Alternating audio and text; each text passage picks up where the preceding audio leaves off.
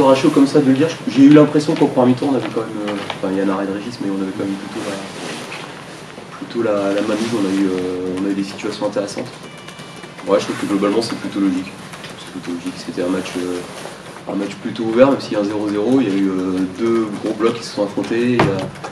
Malgré le fait que ce soit le 5e match de la quinzaine, je trouve pas que les blocs aient trop explosé au fur et à mesure. Ça a été un peu le cas à la fin, mais voilà, on connaît la qualité offensive des coups de pied arrêtés de Grenoble et on sait qu'ils sont redoutables. Donc c'est une équipe qui demande beaucoup d'attention, notamment sur les transitions quand on attaque. Mais on a fait un match solide et un match sérieux. Je regrette un peu en premier temps, je pense qu'on peut ouvrir le score. Il y a quelques coups qu'on a mal joué, notamment dans la dernière passe, qui n'ont pas créé de situation, mais qui auraient été de vraies occasions. La dernière passe de Mendoza sur Luzamba qui dévie du bout du pied. Il y a eu des choses qui auraient pu aller au bout si on avait mieux joué les coups. Parce qu'à l'exception de ce centre d'Alphonse Courblin, en termes de situation, pas grand-chose. Il y a celle de Luzamba qui l'enlève à Oder, il y a la prise de balle au deuxième poteau qui veut la mettre la tête, il est tout seul. Et vous l'emmener poitrine, dans cette période, on a comme ça plus celle que vous me signalez, ça fait 4 quand même. Et plus des points de deuxième mi-temps, je trouve que quand même on a quand même eu on a quand même existé dans ce match. Malheureusement, c'est un peu vite éteint. C'est assez éteint parce qu'il y a une équipe qui a de la qualité, il y a une équipe qui est 3e, qui est en haut de tableau, qui jouait pour quelque chose. C'est une équipe qui a eu la capacité de beaucoup tourner sur les matchs, avec un effectif où les postes offensifs sont tous doublés au milieu de terrain. On le voit ce soir avec les joueurs qui rentrent dans leur effectif. C'est pas le cas pour nous, ça, on le voit, il y a eu, à part le Moté, Alphonse et Gomis, c'est les 3 seuls joueurs qui n'avaient pas joué en Coupe de France mercredi. Donc, ça a aussi joué, je pense, et puis on connaît nos difficultés d'un point de vue offensif, même si j'ai trouvé que ce soir le trio Mendoza, Odel, Luzamba avait été dans la continuité de notre deuxième mi-temps de Metz. Mais c'est vrai qu'il a manqué, un peu de justesse technique pour aller plus loin dans ce match, mais ça reste un match pour moi qui est quand même un match abouti, où en tout cas dans l'état d'esprit les garçons ont donné le meilleur d'eux-mêmes.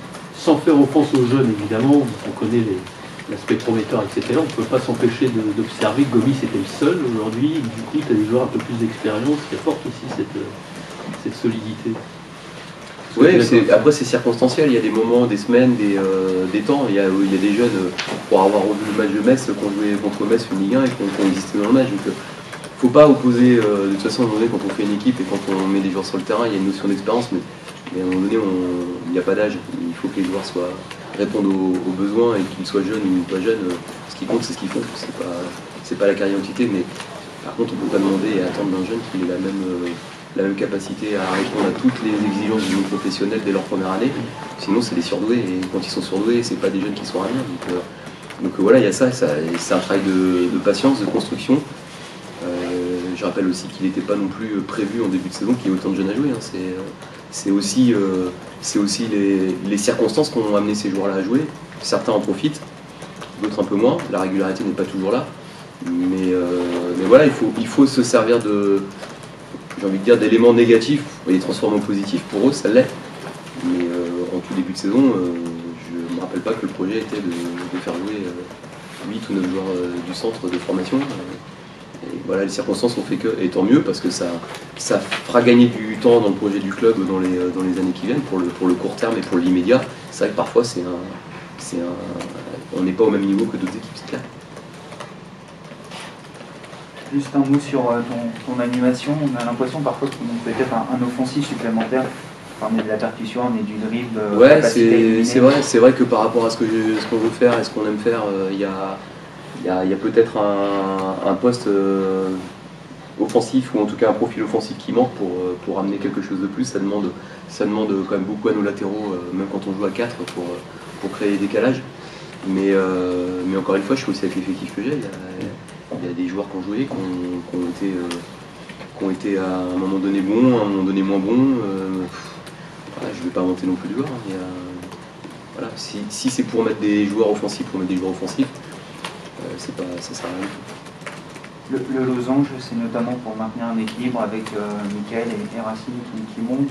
Ouais, ça permet le losange d'avoir une structure d'équipe qui se rapproche de la défense à 3 avec le Moté qui peut s'intercaler dans la sortie de balle.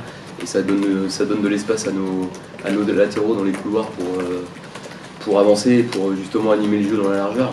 Et puis ça permet dans un autre temps aussi d'avoir la proximité entre les 3 offensifs. Je le répète, le fait de ne pas avoir d'excentré naturel dans cet effectif-là, c'est-à-dire de gens capables de dribbler, d'éliminer et de faire des différences dans les couloirs, bah, ça oblige parfois à avoir une autre animation, ça c'est clair.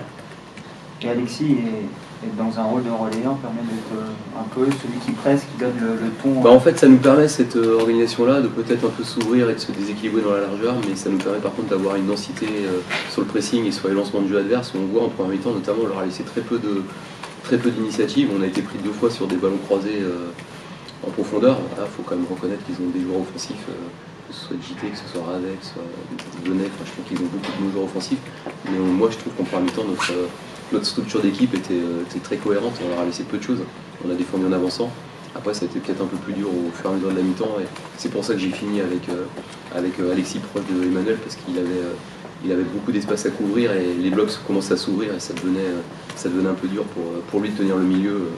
Donc Alexis qui a fini à ce poste-là, et ça m'a permis aussi de soulager Arnaud, le mettant dans une position plus axiale où il pouvait s'exprimer plutôt sur ce off. Et physiquement Non, c'est vrai que physiquement, je trouve que les joueurs ont encaissé le coup et que ça, c'est quand même à mettre au crédit des gens qui s'occupent de la préparation athlétique chez nous, parce que il y a l'aspect physique, mais je trouve aussi, alors je touche du bois, j'attends de faire le checking du match, mais en plus, il ne me semble pas qu'il y ait eu de problème musculaire. Donc, dans des conditions quand même délicates, avec un terrain délicat et un enchaînement de matchs, on est très froid cette semaine.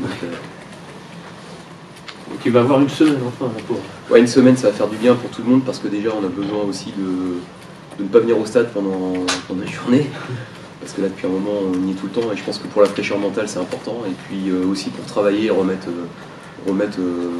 du sens aux entraînements, parce que là nos entraînements c'est pas des entraînements, c'est du. On gesticule un petit peu mais on s'entraîne pas. Donc voilà, ça va faire du bien. Quand on est entraîneur on aime bien les matchs, on aime bien les séances et c'est important de s'entraîner. Mendoza, ça a été finalement. Ouais, Mendoza, ça a été. Il avait en fait une grosse fatigue musculaire sur l'adducteur qui avait été touchée en fin d'année et ça a tenu. Donc, tant mieux, là, il va avoir une semaine pour faire les soins. Et puis pour s'entraîner, il a accumulé le temps de jeu, donc c'est bon signe. On l'a vu, il a un peu baissé en deuxième, mais il était quand même remuant en première mi-temps. Je considère donc que cette prestation est de bonne augure, que c'est une bonne base pour les matchs à venir. Franchement, je préfère faire ce match-là que certains autres matchs qu'on a fait dernièrement, même si celui de Caen défensivement était solide, mais il a manqué des choses. C'est quand même mieux que Pau, c'est quand même mieux que Châteauroux, même si on avait gagné. Après, c'est difficile toujours de se projeter. J'espère que cette base-là va être maintenue, que les joueurs qui sont arrivés, comme le petit Ouattara, vont pouvoir monter en régime et nous apporter aussi leur écho d'un point de vue offensif, qu'Adama Diakabi va pouvoir aller, parce que je compte vraiment beaucoup sur lui pour justement être ce 4e joueur offensif ou ce 3e joueur, ça dépend de la position d'Arnaud Luzamba, mais voilà, ça doit pouvoir nous donner d'autres armes. Diakabi s'en est où justement Il a une blessure musculaire. Adama il s'est blessé la veille du match contre Metz. Voilà. Enfin, il s'est même pas blessé la veille, il s'est blessé il avait une petite gêne et quand il a fait le réveil musculaire, il a ressenti une gêne importante et on a fait une écho et il y a un petit quelque chose, mais je pense pas que ce soit très très long, mais peut-être pour le week-end prochain ça sera listé. C'est au jour le jour en fait, là on peut regarder. Ouais, c'est au jour le jour et puis en plus il avait déjà été blessé dans la fin de son parcours avec son club. Donc c'est le mercato d'hiver, hein, c'est toujours des garçons qui globalement sont soit en échec sportif, soit qui ont été blessés. C'est rarement des garçons qui arrivent en étant dans une forme optimale. On le voit à Sincoli qui s'entraînait tout le temps, qui commence à être bien maintenant. Ça se voit, je trouve qu'il y a une montée en régime, même s'il allait finir un petit peu difficilement, mais on l'a vu contre Metz, il a fait un bon match, ce soir c'est encore mieux. Il leur faut quelques matchs pour être bien et c'est ce qu'on espère faire avec les derniers arrivés.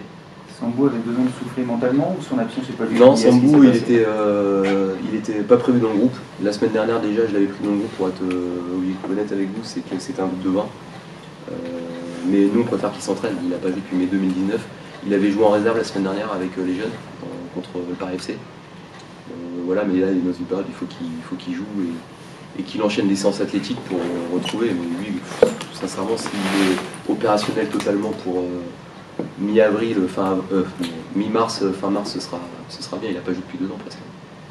Voilà, donc je pense qu'au début ça passera pour un début de match. Voilà. Après concernant son erreur à l'aspect mental, il a été très bien entouré par le groupe qui lui a témoigné du soutien. Donc c'est un garçon d'expérience qui lui est arrivé, c'est malheureux, Mais bon, c'est le foot, c'est comme ça, il faut rebondir, il y a des échecs, il y a des moments où c'est dur. Il ne faut pas baisser la tête. Et voilà, il va avoir. Après ça, il aura des bons moments au club avec Amiens, je pense.